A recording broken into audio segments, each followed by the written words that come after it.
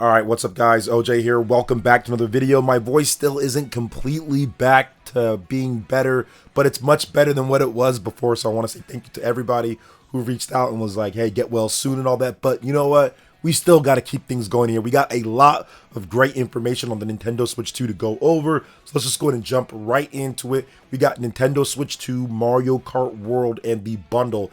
This is interesting because it does seem like that Mario Kart World bundle, which has been a great seller for Nintendo so far, that is ending its production run, and that's not going to be available in lots of places. So let's get into what it says here and what the potential future could be for what they're going to do, and kind of look back at what happened with the Nintendo Switch 1. So Nintendo is officially ending production of the Nintendo Switch 2 Mario Kart World bundle, at least in the United States. The news comes from an internal GameStop memo. In it, the retailer states, quote, "This bundle, SKU, that's stock keeping unit, has now reached end of life cycle and additional units will no longer be produced. Future replenishment of Nintendo Switch 2 will be the base console." Now, Nintendo previously cautioned this Nintendo Switch 2 Mario Kart World bundle would be a limited time offer. However, it just wasn't clear exactly how long that would stretch and what would happen, and there was some other information that came about that made it seem like they were going to continue afterwards. But it does seem like, according to what GameStop is saying here with an internal memo, if this is to be believed, this is the end run for it right now at this point. And obviously it was a no-brainer for people. If you want to get Mario Kart World, which a lot of people wanted to get Mario Kart World, you're going to save $30 on that. Now, I do think that what you see in the actual sales results is that many people are just opting to get that bundle. So you don't see the physical copy or the digital copy outside of the bundle really doing any type of crazy numbers. Now, there was a number that we got, I think, when Nintendo announced that the Nintendo Switch 2 sales were at 10 million plus, and I think it was like around 1 point something million people had actually went out there and bought a physical copy of Mario Kart World, which is still pretty good considering the install size of the Nintendo Switch 2, but of course people were just opting for that actual bundle. I do think that this limited time bundle, I don't think it's going to be gone for forever. I think that Nintendo is going to do exactly what they did with the Nintendo Switch 1, where essentially they have the holiday, Black Friday, Christmas bundle of Mario Kart. That's what they did. That was so successful with Mario Kart 8 Deluxe, where they just put it in there, maybe 3 months of Nintendo Switch Online. I think they're going to do that next year. So in 2026, we're going to get another holiday Black Friday bundle with Mario Kart World and like a month or 3 months of Nintendo Switch Online. I think that's what they're going to do. That's probably the best bet for them. But those bundles, when it comes down to it, those did a lot to add to the total for Mario Kart 8 Deluxe's sales. So I think that Nintendo sees that there's a lot of value in that. Now, and it's also going to be interesting kind of looking at the just base price being $450, because $450 is still, if you're looking at it compared to the rest of the systems out there, that is still cheaper than pretty much all of the other modern systems. And now at this point, Valve has discontinued or stopped selling the $400 Steam Deck. Not that that was any real actual competition, considering the Nintendo Switch 2 pretty much outsold that system in like 3 days or like the first couple of weeks or so. But people always bring about that how you can get that for $400. Well, not anymore. They only have options for $550 to $650 plus the tax on that. So Nintendo does have a pretty good, at least compared to the other systems on the market, pretty good base price, that $450 for these systems. So we'll see what happens there, and we'll see if people actually start buying Mario Kart World for $80, because that is, in my opinion, a bit much. I think it should have been cheaper. I think they should have went with just $69.99 like the rest of their games. So we'll see if people actually pick it up, and we'll see if Nintendo decides to drop the price on that game, because I do think that that would be a good option. I really wish Nintendo would do that, and I'm hoping that they actually just say, hey, look, Mario Kart World is now going to be $70 and just have it at that price. But once again, we will see what Nintendo ultimately ends up doing. But yeah, don't expect Mario Kart World to not be bundled in with Nintendo Switch 2 systems for forever. I think next year at some point we will see this bundle come back. Or maybe they actually do something else. Maybe they want to do a new 3D Mario bundle next year. That might be the big holiday game, or even probably Gen 10 Pokemon. Gen 10 Pokemon is also another good candidate because we did get Pokemon Legends ZA as a bundle, but that bundle is kind of hard to find. You can't even really see it in a lot of places for some reason.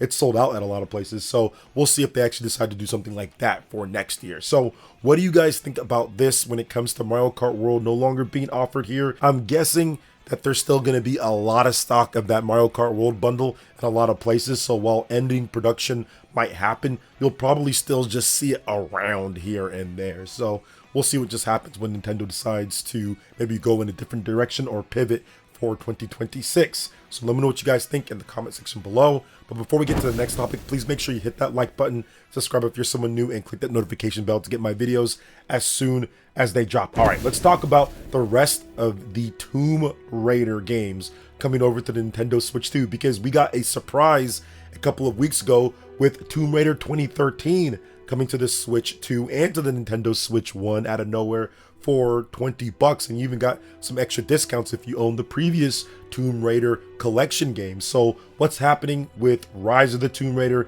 and Shadow of the Tomb Raider? Well, Asper has commented on that because of the great fan response from Tomb Raider 2013. The game kicked off the Tomb Raider Survivor trilogy, so we need to ask the obvious question: is Asper interested in bringing over Rise of the Tomb Raider and Shadow of the Tomb Raider to Nintendo platforms as well? That was the question that was asked, and here was the answer. We definitely have seen this question. We've successfully brought back the classic era 1 through 6, and now the origin story of Lara Croft to modern Nintendo platforms. We can't announce anything at the moment, but the passionate response to this release is a strong encouragement for us to continue exploring those possibilities. So I did pick it up, and I think that it's really good. It's definitely a good game. I wanted to play it back on the Wii U. Back in like 2013, I was hoping that they put it out on the Wii U. They never did, so I bought the game on PC. I did play it for a bit, but just PC is not my platform. It's just not my thing. So I ultimately never ended up really going through and playing it as much as I should have. But I do think that having it now on the Nintendo Switch is pretty cool. It plays great portable. The frame rate is fantastic. The resolution is good. It doesn't have some of the graphical features and things from the PlayStation 4 and Xbox One re-release, but it does run better than those games, even running backwards compatible on PlayStation 5. So at least we get that silky smooth experience. And yes, I would love for them to bring over Rise of the Tomb Raider and Shadow of the Tomb Raider. Those are also great games that reviewed well and did good overall. Not good enough for Square Enix considering the amount of investment into those games, but those games, I do think if they're porting them over, they'd obviously have to have the better graphics and everything, because those are PS4 and Xbox One games. So I think those would even look great. And it's something that I've said before when it comes to my live streams, is that a lot of these games built in the 7th gen or built on the Nintendo Switch 1 or built on the 8th gen, when it comes to the Wii U or the PlayStation 4, Xbox One, the graphics are already good enough. Everything's already really good. The games are built solidly. Like, yes, 4K and the greatest texture mapping and details and all that is great, but a lot of these old school games that maybe never came over to Nintendo platforms, they can bring those over, and those can be really good games for people to play because those games are solidly built.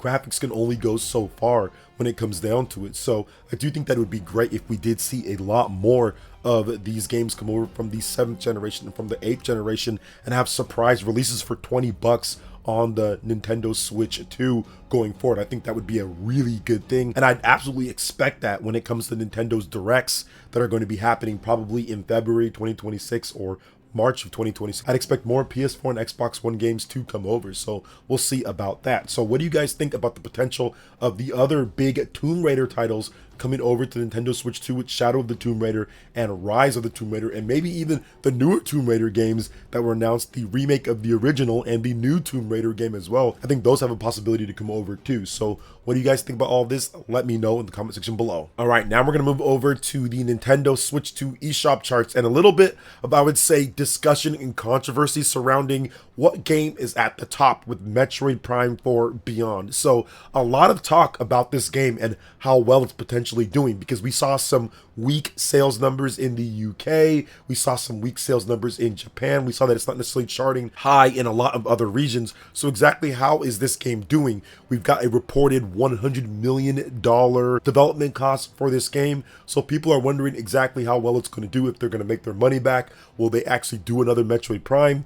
And the eShop charts have came out, and it shows that Metroid Prime 4 Beyond, the Nintendo Switch 2 edition, of course, is in at number 1, ahead of Pokemon Legends ZA, Hades 2, Donkey Kong Bonanza, Red Dead Redemption 2, Kirby Air Riders, Divinity, Mario Kart World, Super Mario Party Jamboree, Hyrule Warriors, Age of Imprisonment, Zelda, Breath of the Wild Switch 2 edition, Hogwarts Legacy, and all these other games. So people are wondering, okay, well, what is going on here? And at least the eShop charts here in the US. On other regions, not so sure about it, but here in the US, number 1. So what is going on, and is it important? Because there's also been talk about eShop charts not really meaning anything at all, because we get some data from other places. And let me break it down for you guys, because eShop charts are definitely important. They definitely factor in some games, for example, like Animal Crossing. A lot, nearly 50% or so, are from the eShop. So the game is sold 40 something million. Without the eShop sales being factored in, you're cutting that nearly in half. So obviously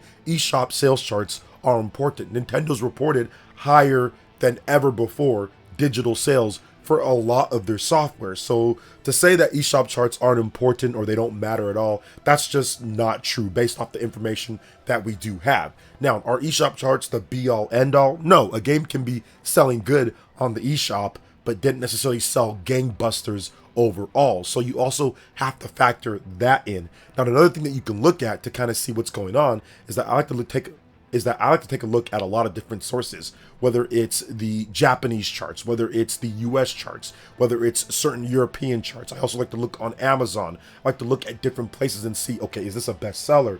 Are they actually doing good? And if you look on the US, at least, when it comes to Metroid Prime 4 Beyond, it's in the top sales charts for new releases. It's in the top sales charts for the Nintendo Switch 2 specific charts as well. You can see that it's doing a little bit. It's not doing terrible, but it's probably just doing okay at this point. People that really want to get into Metroid are buying the game. Now, does this mean that it's selling as much as Pokemon Legends ZA because it's ahead of it? No, it doesn't mean that. Pokemon Legends ZA does have a high sell-through rate of digital, but it also has a high sell-through rate of physical copies. People love to gift Pokemon to their kids or to family members or to whatever. A lot of people still buy Pokemon games physical overall. You kind of have to factor everything in. It doesn't mean that Metroid Prime 4 Beyond is selling incredible numbers like 10 million units or like 5 million units or 6 million units, but you can't completely brush it aside or say that it's not important at all, because there are a lot of games that do get a good chunk of sales from digital. There can be up to 20 to 30% of games sold today for Nintendo platforms that can be digital sales. So you definitely have to factor that in. And of course, there's been games that sell millions upon millions digitally as well. So I do think that Metroid Prime 4 Beyond is just doing okay here in the US, where I do think that the US is the biggest target market for this game. It's not going to be Japan. Metroid Prime games never sell well in Japan. It's not going to be certain parts of Europe that still don't even have a Nintendo Switch 2 at this point. It's really going to be the US that's focused and where this game can probably do its best. So it's kind of like a double-edged sword when it comes to looking at the eShop sales charts. But I will say this, when it comes to Nintendo, what they've done before in the past, this is by far the biggest amount of people that are buying digital ever for Nintendo platforms is not at this point. Between the Switch 1 and the Switch 2, there's never been a time period where more people, when it comes to Nintendo platforms, are buying digital overall. So I do think that Metroid Prime 4 still being number 1 on the charts weeks later does mean something, but we'll see how much legs it has. Will it still be in the top 20, top 30 into next year? We'll find out when it comes down to it. So what do you guys think about Metroid Prime 4 Beyond? Still number 1 on the eShop charts? Let me know in the comment section below. Next up, we're going to talk about Donkey Kong Bonanza. We got an update. Version 3.0.0 is out now. And we got the patch notes as well. So here's what they've added in. They added Thai as a support language. If you set the language to Thai English in the Nintendo Switch 2 system, the text will become Thai. The audio is English. added camera automatic tracking to the options in the pause menu and made it so that you can set it on or off. Several other changes have been made and issued addressed to improve the gameplay experience. So Donkey Kong Bonanza is still one of the top sellers on the eShop charts as well. And I see this game being an evergreen type of title. And I think that a lot of the games that have came out already on the Nintendo Switch 2 are evergreen type of games. I think Kirby Air Riders, Mario Kart World, obviously, Pokemon Legends, ZA, Donkey Kong, Bonanza. A lot of these titles are going to be selling for the duration, for the life of the Nintendo Switch 2. Donkey Kong Bonanza is one of the games that actually shows off what the Switch 2 can do a bit with its level of destruction. There's nothing on the Nintendo Switch 1 that's like this game. Heck, there's nothing like this game at all that Nintendo's ever made. It's a very unique and interesting type of game that has great gameplay, really long story, especially for a platformer. Very good story, great plot twist towards the end as well, and incredible replay value with a bunch of stuff opening up after you beat the game. So I do think that this is the type of game that people are just going to keep going back to. And of course, it's great rating overall. People are going to recommend it because it was reviewed so highly. The best rated Nintendo Switch 2 exclusive only on the Nintendo Switch 2 from Nintendo for 2025. So I do think that Donkey Kong Bonanza, it's a much anticipated and awaited return for Donkey Kong to come back, and they hit a home run with this one because it is a really good game, and they're still kind of putting in some little support here and there for it, so I definitely like to see that. Maybe they do some larger scale DLC down the road. I don't think so because they already put out a DLC pack that's kind of like a rogue mode, so if you like Donkey Kong Bonanza, that DLC actually would be pretty good for you. So overall, I think it's just cool. I think it's a great game. Can't wait to see what they do next when it comes down to Donkey Kong. And I'm looking forward to getting back to it. I think once I get some time and I beat some other games, I kind of want to check out the DLC as well. So what do you guys think about everything that we talked about here? I know there was a lot. Let me know in the comment section below. All right, guys, that wraps it up for this video here. Thank you so much for watching. I do appreciate it. Please make sure you hit that like button, subscribe if you're someone new, click that notification bell, and check out my other Nintendo Switch 2 RPG content and more right here on screen. Thanks for watching, and we'll catch you guys for the next one. Peace.